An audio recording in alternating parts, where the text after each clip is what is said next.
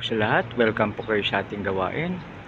Dito na po tayo sa mga awit 33, akin pong babasahin.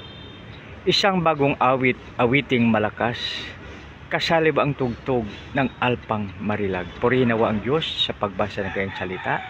Mga kaibigan, paggising po natin sa umaga, pag doon po tayo sa may mga kahoy, maririnig po natin ang mga awit ng ipon, mga huni ng ipon, no?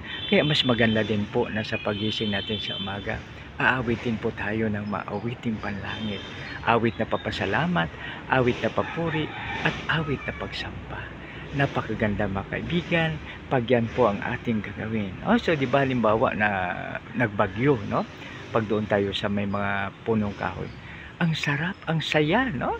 Ang saya-saya ng mga ibon na nag-aawitan. So, ganun din po tayo makibigan.